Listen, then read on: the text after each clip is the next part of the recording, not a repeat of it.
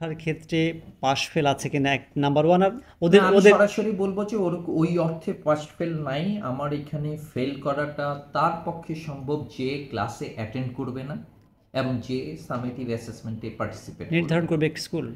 অবশ্যই এখন যদি কেউ স্কুলে না আসে এবং যদি সামেটিভ অ্যাসেসমেন্টে পার্টিসিপেট না করে, তার পক্ষে ফেল করা সম্ভব।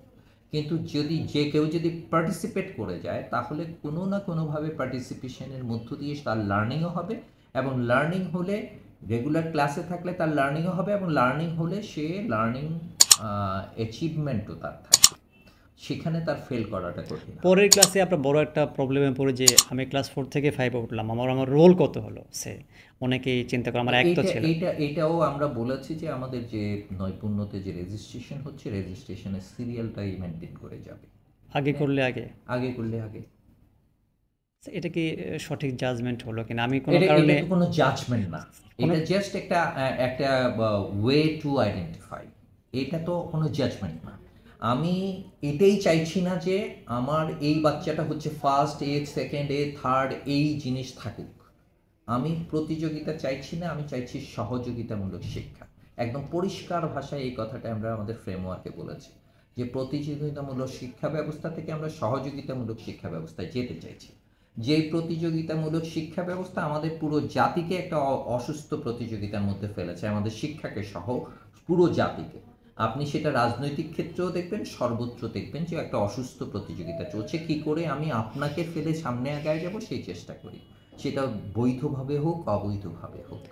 কিন্তু আমরা চাইছি যেন সেই জায়গাটা থেকে উত্তরণ হয়, আমরা যেন সবাই মিলে শিখবার জায়গায় যাই এবং সহযোগিতামূলক একটা স্যার ফিফটি শিক্ষা। পার্সেন্ট কি? সেখানে আমি যদি ফার্স্ট আর আপনি সেকেন্ড এরকম যদি থাকে, তাহলে প্রতিযোগিতা অনিবার্যভাবে থাকবে, যে আমি তো চাইবই যে ফার্স্ট হইতে।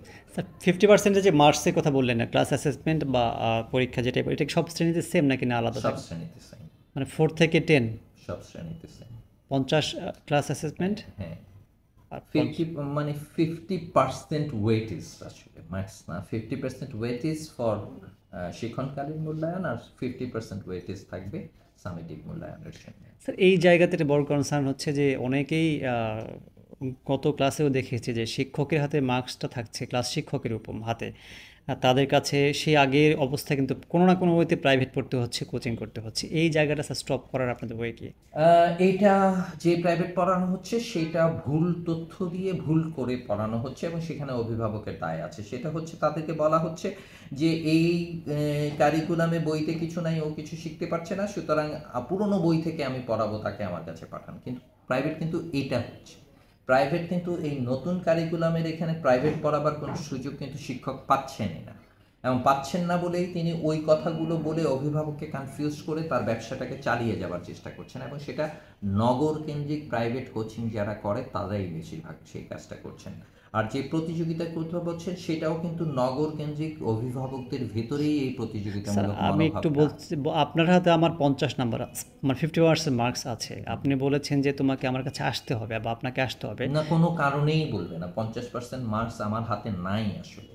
আপনাকে তো বললাম প্রত্যেকটার জন্যে আমার এভিডেন্স শো করতে হবে। আমার কাছে তো আগে 100% মার্কসই ছিল, ছিল না?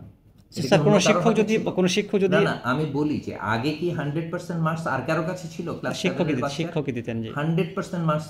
ইভেন আমি ভাব সম্প্রসারণ লিখতে দেই একজনের ভাষাগত দক্ষতা বিচার করবার জন্য, সে যেভাবে প্রকাশ করতে চায়। আমার শিক্ষক তো বলেছে যে আমি যেটা লিখে দিয়েছি সেটা লিখতে না পারলে তোকে আমি নাম্বার দিব না, কেটে দিয়েছে। অঙ্ক করেছে, অঙ্ক সঠিক হয়েছে, বলেছে যে আমি যেভাবে যে নিয়মে করিয়েছি সেই নিয়মে না করলে তোকে নাম্বার দিব না, কেটে দিয়েছে। আপনি কি করেছেন?